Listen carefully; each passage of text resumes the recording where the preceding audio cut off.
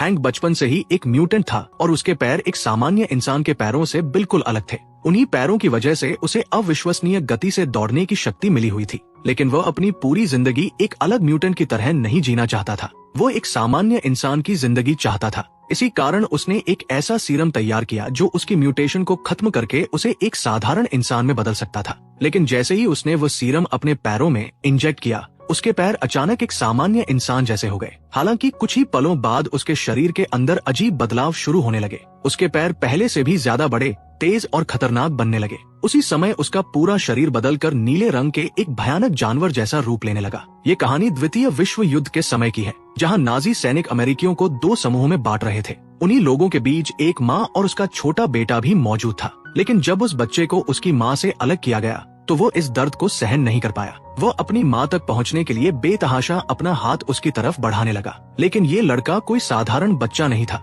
वो एक म्यूटेंट था जिसके पास असाधारण शक्तियाँ थी। जैसे ही उसने अपना हाथ आगे बढ़ाया, उसके आसपास की हर चीज अचानक उसकी ओर खींचने लगी। ऐसा लग रहा था मानो वो खुद एक विशाल चुंबक बन गया हो। धातु की चीजें उसकी तरफ उड़ने लगी और उसके आसपास की लोहे की सलाखें तक मुड़ने लगी। उसकी इस अद्भुत शक्ति ने कैंप के जनरल कमांडर शॉ का ध्यान अपनी ओर खींच लिया। शॉ तुरंत आदेश देता है कि उस लड़के को उसके ऑफिस में लाया जाए। वहां पहुंचने के बाद शॉ उसके सामने मेज पर एक छोटा धातु का सिक्का रखता है और कहता है कि अगर वो अपनी शक्ति से इस सिक्के को हिला दे तो वो उसे उसकी माँ से मिलवा देगा। उस लड़के का असली नाम एरिक था। एरिक अपनी पूरी ताकत लगाकर कोशिश करता है, लेकिन चाहे वो कितना भी ध्यान केंद्रित करे, वो सिक्के को जरा सा भी नहीं हिला पाता। यह देखकर शॉ गुस्से में एरिक की माँ को उसी के सामने गोली मार देता है। जैसे ही एरिक ये देखता है, उसके अंदर भयानक क्रोध भर जाता है। वह पूरी तरह अपना नियंत्रण खो देता है और उसके गुस्से की वजह से कमरे की हर धातु की चीज हिंसक तरीके से हवा में उड़ने लगती है। उनके आसपास की हर चीज ऐसे तैरने लगती है मानो गुरुत्वाकर्षण खत्म हो गया हो।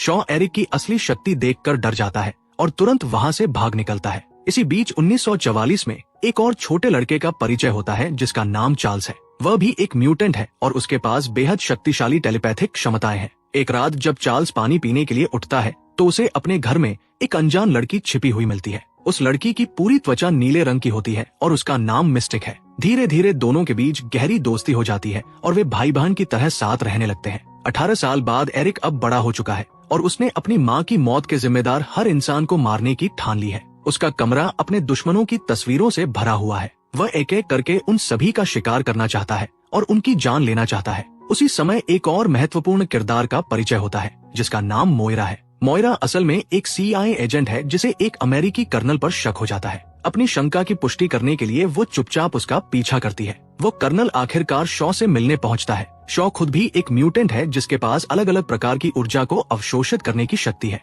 वो बड़े से बड़े विस्फोट को अपने नंगे हाथों से रोक सकता है और उसकी पूरी ऊर्जा को अपने शरीर में समा सकता है। क्योंकि शॉ खुद एक म्यूटेंट है, इसलिए उसने अपनी खुद की एक शक्तिशाली टीम भी बना रखी है। उसकी टीम की पहली सदस्य एमा फ्रॉस्ट है जिसके पास जबरदस्त टेलीपैथिक शक्तियां हैं और वो अपने शरीर को क्रिस्टल जैसा भी बना सकती है। दूसरी सदस्य अजेल है जिसके पास टेलीपोर्टेशन की शक्ति है। तीसरा सदस्य रिप्टाइड है जो कहीं भी भयानक तूफान और बवंडर पैदा कर सकता है। शॉ कर्नल को आदेश देता है कि अमेरिका की मिसाइलों का निशाना तुर्की की ओर मोड़ दिया जाए, लेकिन कर्नल ऐसा करने से मना कर देता है और चेतावनी देता है कि इससे तुर्की और अमेरिका के बीच युद्ध छिड़ सकता है जो पूरी दुनिया के संघर्ष का रुख बदल देगा। वो साफ कहता है कि वह ऐसा नहीं कर सकता। तब शॉ उसे जान से मारने की धमकी देता है। उसी समय अजेल कर्नल को टेलीपोर्ट करके सीधे राष्ट्रपति के वॉर रूम में पहुंचा देता है। भारी दबाव के कारण आखिरकार कर्नल मिसाइलों के निशाने तुर्की की ओर बदलने पर मजबूर हो जाता है। अगले दिन कर्नल शॉ का सामना करता है और उसके आदेश मानने के बदले भारी रकम की मांग करता है। वह धमकी देता है कि अगर शॉ ने पैसे नहीं दिए तो वो ग्रेनेड से पूरे जहाज को उड़ा देगा। लेकिन शॉ शांतिपूर्वक उसके हाथ से ग्रेनेड ले लेता है और खुद ही उसे विस्फोटित कर देता है। जैसे ही विस्फोट होता है, शॉ पूरी धमाके की ऊर्जा को अपने शरीर में सोख लेता है। फिर वह वही ऊर्जा वापस कर्नल की तरफ छोड़ देता है जिससे कर्नल तुरंत मारा जाता है। इस बीच मोइरा, जिसने कर्नल का पीछा करते हुए शॉ के गुप्त ठिकाने तक पहुंच गई थी, अपनी आंखों से कई म्यूटेंट्स को शॉ के साथ काम करते हुए देखती है। उसे एहसास हो जाता है कि केवल एक इंसान ही शॉ को रोक सकता है, इसलिए वो चार्ल्स जेवियर की मदद लेने का फैसला करती है। मोइरा चार्ल्स के पास पहुंचती है और उसे पूरी बात बताती है। सब कुछ सुनने के बाद चार्ल्स कहता है कि शॉ से लड़ने के लिए उन्हें पहले म्यूटेंट्स की एक टीम बनानी होगी जो उसका सामना कर सके, लेकिन ऐसी टीम को आधिकारिक बनाने के लिए उन्हें सरकार की अनुमति चाहिए होगी। बिना अनुमति के वे शॉ के खिलाफ खुलकर काम नहीं कर पाएंगे। इसी कारण CIA आखिरकार एक विशेष सुविधा को स्पॉन्सर करती है जिसका नाम डिवीजन X रखा जाता है। जैसे ही डिवीजन X की स्थापना होती है, चार्ल्स अपनी टेलीपैथिक शक्तियों का इस्तेमाल करके शॉ को खोजने की कोशिश करता है। आखिरकार जब उन्हें शॉ की लोकेशन मिल जाती है तो चार्ल्स सीधे उसके दिमाग से जुड़ने की कोशिश करता है, लेकिन एमा फ्रॉस्ट बीच में हस्तक्षेप कर देती है और चार्ल्स की सभी टेलीपैथिक कोशिशों को रोक देती है। उसी समय एरिक भी शॉ के जहाज पर उसे मारने के इरादे से पहुंच जाता है, लेकिन शॉ की टीम एरिक को जहाज से बाहर फेंक देती है और वो समुद्र में जा गिरता है। फिर भी एरिक अपनी पूरी ताकत लगाकर जहाज का पीछा करता रहता है, लेकिन आखिरकार वो समुद्र में डूबने लगता है। तभी सही समय पर चार्ल्स पहुंच जाता है और उसकी जान बचा लेता है। डिवीजन X में चार्ल्स एरिक से कहता है कि उन्हें शॉ जैसे खतरनाक म्यूटेंट्स को रोकने के लिए उसकी मदद चाहिए, लेकिन एरिक जवाब देता है कि उसे उनकी टीम में शामिल होने में कोई दिलचस्पी नहीं है। वह चार्ल्स से कहता है कि वह अपने मिशन पर ध्यान दे जबकि वह अपना काम खुद संभालेगा। डिवीजन X में एक वैज्ञानिक का परिचय होता है जिसका नाम हैंक है। हैंक ने एक बेहद उन्नत मशीन बनाई है जिसका नाम सेरेब्रो है। ये एक ऐसा उपकरण है जो टेलीपैथिक शक्तियों को कई गुना बढ़ा सकता है। चार्ल्स जेवियर सेरेब्रो का इस्तेमाल करता है और उसके जरिए वो दुनिया भर में मौजूद म्यूटेंट्स की लोकेशन महसूस करने लगता है। आखिरकार एरिक चार्ल्स के साथ काम करने के लिए तैयार हो जाता है, क्योंकि उसे एहसास होता है कि अकेले शॉ का पीछा करना सिर्फ उसकी ताकत और समय बर्बाद करेगा। इसके बाद चार्ल्स और एरिक दुनिया के अलग अलग हिस्सों में जाकर म्यूटेंट्स की तलाश शुरू करते हैं ताकि उन्हें अपनी टीम में भर्ती किया जा सके। अपने सफर के दौरान उनकी मुलाकात लोगन से होती है। उसके बाद वे 4 नए म्यूटेंट्स को अपनी टीम में शामिल करने में सफल हो जाते हैं। एंजल, साल्वाडोर, बैंशी, हैवॉक और डार्विन।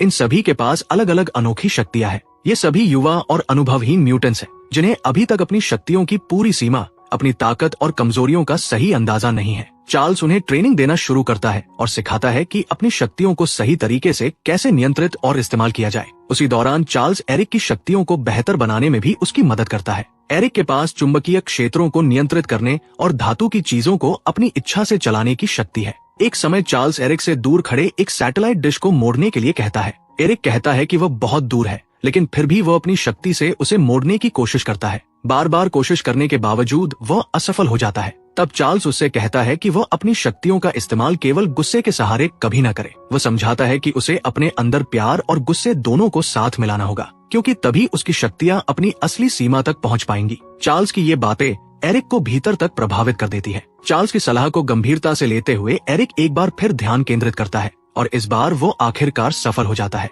इसी बीच शॉ गुप्त रूप से एक रूसी कर्नल के साथ मिलकर ऐसे हमले की योजना बना रहा होता है जो पूरी दुनिया को अराजकता में धकेल सकता था। मोयरा को इन योजनाओं की जानकारी मिल जाती है और वो तुरंत पूरी डिवीजन X टीम को इसके बारे में बता देती है। टीम कर्नल की बातचीत को गुप्त रूप से सुनने और आने वाली तबाही को रोकने के लिए निकल पड़ती है, क्योंकि अगर ये योजना सफल हो जाती तो दुनिया के देश एक दूसरे के खिलाफ हो जाते और एक विनाशकारी युद्ध छिड़ सकता था। लेकिन वहाँ पहुँचने के बाद उन्हें पता चलता है कि शॉ खुद उस मीटिंग में आया ही नहीं। उसकी जगह एमा फ्रॉस्ट मौजूद होती है। चूंकि शॉ वहाँ नहीं होता, इसलिए वे एमा फ्रॉस्ट को पकड़ने का फैसला करते हैं और उसे CIA की एक डिटेंशन फैसिलिटी में कैद कर देते हैं। उसे पकड़ने के बाद आखिरकार उन्हें शॉ की असली योजना का पता चलता है। शॉ अमेरिका और रूस के बीच परमाणु युद्ध शुरू करना चाहता है ताकि इंसान खुद को पूरी तरह खत्म कर दे। उसका मानना है कि म्यूटेंट इंसानों से कहीं ज्यादा श्रेष्ठ है और पृथ्वी पर शासन करने का अधिकार केवल उन्हीं का होना चाहिए। उसका सपना एक ऐसा नया साम्राज्य बनाना है जहां केवल म्यूटेंट्स का राज हो और कोई इंसान बाकी न बचे। जब शॉ को पता चलता है कि एमा फ्रॉस्ट को एजेंट्स ने पकड़ लिया है, तो वो तुरंत अमेरिका में मौजूद डिवीजन X पर हमला कर देता है, जहां सभी नए भर्ती किए गए म्यूटेंट रह रहे होते हैं। वहां पहुंचने के बाद शॉ युवा म्यूटेंट्स को अपनी बातों से बहकाने की कोशिश करता है। वो उनसे कहता है कि वे साधारण इंसानों से कहीं ज्यादा श्रेष्ठ हैं और उन्हें अपनी अद्भुत शक्तियों को इंसानों की सेवा में बर्बाद नहीं करना चाहिए। वो उन्हें अपनी टीम में शामिल होने का निमंत्रण देता है। शॉ की बातें सुनकर युवा म्यूटेंट गुस्से में आ जाते हैं और उस पर हमला कर देते हैं, लेकिन शॉ बेहद शक्तिशाली होता है और उसके साथ मौजूद म्यूटेंट्स भी नए भर्ती हुए म्यूटेंट से कहीं ज्यादा ताकतवर और अनुभवी होते हैं। वे बहुत जल्दी युवा म्यूटेंट्स पर भारी पड़ जाते हैं। आखिरकार एंजल साल्वाडोर शॉ की टीम में शामिल होने का फैसला कर लेती है। इसी लड़ाई के दौरान डार्विन भी मारा जाता है। जब चार्ल्स जेवियर और एरिक को ये सब पता चलता है तो वे तुरंत डिवीजन X वापस लौट आते हैं। इसके बाद टीम की कड़ी ट्रेनिंग शुरू होती है। हर म्यूटेंट को खास तरह का उपकरण दिया जाता है जो उन्हें अपनी शक्तियों पर बेहतर तरीके से ध्यान केंद्रित करने और उन्हें नियंत्रित करने में मदद करता है।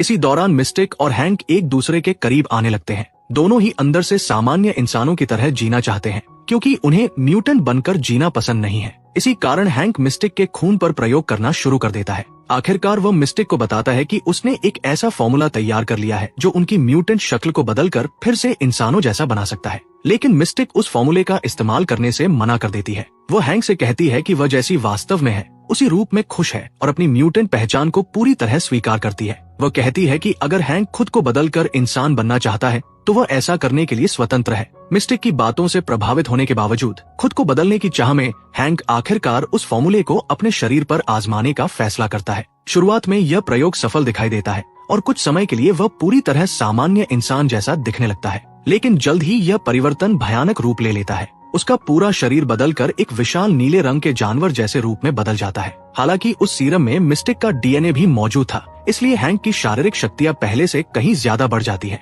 फिर भी उसकी शक्ल अब पूरी तरह बदल चुकी होती है। इसी बीच शॉ सफलतापूर्वक रूसी सरकार को अमेरिका पर हमला करने के लिए मना लेता है। रूसी सरकार शॉ को एक खास हेलमेट भी देती है जो टेलीपैथिक हमलों को रोक सकता है। उस पल के बाद कोई भी शॉ के दिमाग में प्रवेश नहीं कर सकता और न ही उसके विचार पढ़ सकता है। शॉ की चालों में आकर रूसी सरकार अपनी नौसेना के जहाज अमेरिकी बेड़े की तरफ भेज देती है। जब अमेरिकी राष्ट्रपति जॉन एफ कैनेडी को पता चलता है कि रूसी जहाज सीमा पार कर चुके हैं तो वो तुरंत अमेरिकी युद्धपोतों को भी उस क्षेत्र की ओर बढ़ने का आदेश दे देते हैं। जल्द ही दोनों देशों की नौसेनाएं आमने सामने खड़ी हो जाती है और स्थिति इतनी खतरनाक हो जाती है कि किसी भी पल युद्ध शुरू हो सकता था। इसी समय शॉ एक बेहद चालाक कदम उठाता है। रूसी जहाजों के अंदर वो गुप्त रूप से सभी पायलटों और नौसेना अधिकारियों को मरवा देता है, क्योंकि उसे डर होता है कि कहीं आखिरी समय में वे पीछे हटकर हमला रोक न दे। लेकिन ठीक उसी समय पूरी एक्समेन टीम वहां पहुंच जाती है। वे रूसी जहाजों में से एक का इस्तेमाल करके दूसरे रूसी जहाज को नष्ट कर देते हैं। जब अमेरिकी युद्धपोत ये देखते हैं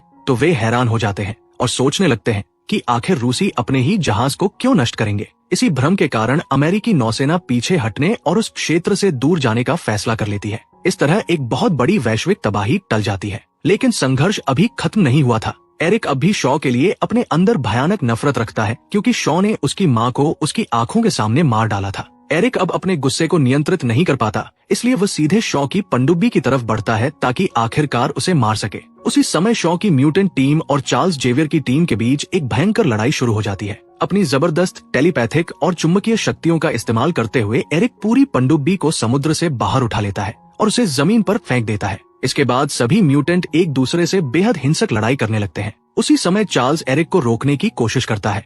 वह उससे कहता है कि शॉ को मारना नहीं चाहिए और उसे अमेरिकी सरकार के हवाले कर देना चाहिए, क्योंकि कानून अपराधियों को सजा देना जानता है। लेकिन एरिक उसकी बात सुनने से इनकार कर देता है। वो शॉ का वही खास हेलमेट उठा लेता है जो टेलीपैथिक शक्तियों को रोकता है और पहनने वाले के दिमाग में किसी को प्रवेश नहीं करने देता। जैसे ही एरिक वो हेलमेट पहनता है, चार्ल्स का उसके साथ मानसिक संबंध पूरी तरह टूट जाता है। इसके बाद एरिक वही सिक्का निकालता है जो शॉ ने उसके बचपन में उसके सामने रखा था। उसी सिक्के का इस्तेमाल करके एरिक धीरे धीरे शॉ को मार देता है। इसी बीच रूस और अमेरिका की सरकारें किनारे के पास घट रही इस पूरी घटना को अपनी आंखों से देख रही होती है। म्यूटेंट्स की डरावनी शक्तियां देखने के बाद दोनों देशों को लगने लगता है कि म्यूटेंट पूरी मानवता के लिए खतरा है। इसी डर के कारण वे सभी म्यूटेंट्स को एक साथ खत्म करने के लिए उनकी तरफ मिसाइलें दाग देते हैं। जब एरिक को पता चलता है कि इंसानों ने उन पर हमला किया है तो वो गुस्से से भर जाता है। अपनी चुंबकीय शक्तियों का इस्तेमाल करके वो सभी मिसाइलों को हवा में ही रोक देता है और उन्हें वापस सैन्य बेड़ों की तरफ मोड़ देता है।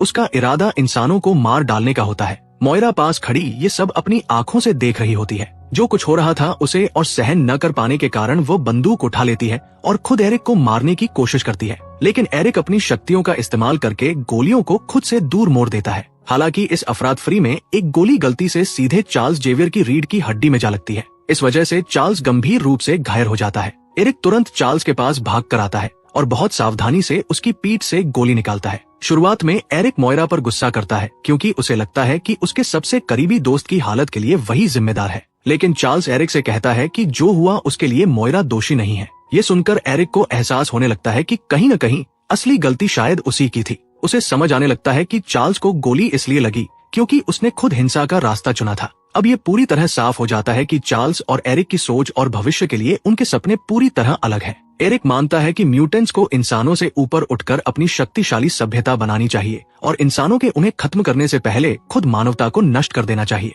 दूसरी तरफ चार्ल्स का विश्वास है कि म्यूटेंट और इंसान एक ही दुनिया में शांति से साथ रह सकते हैं। इन्हीं बिल्कुल अलग विचारों की वजह से दोनों दोस्तों के रास्ते हमेशा के लिए अलग हो जाते हैं। उनकी टीमें भी बंट जाती हैं। यही वह कारण बनता है जिसकी वजह से बाद में चार्ल्स अपनी हवेली को जेवियर स्कूल में बदल देता है, एक ऐसी खास जगह जहां म्यूटेंट्स अपनी शक्तियों को सुरक्षित तरीके से नियंत्रित करना और उन पर महारत हासिल करना सीख सके। फिल्म के अंत में चार्ल्स अपनी गर्लफ्रेंड मोइरा को किस करता है और फिर उसके दिमाग से म्यूटेंट से जुड़ी सारी यादें मिटा देता है। वह ऐसा इसलिए करता है क्योंकि उसे डर होता है कि कहीं मोइरा दुनिया को म्यूटेंट्स के बारे में सब कुछ न बता दे और उन्हें मीडिया तथा सरकारों के सामने उजागर न कर दे। इसी बीच एरिक पूरी तरह अपनी नई पहचान मैग्नेटो के रूप में स्वीकार कर लेता है।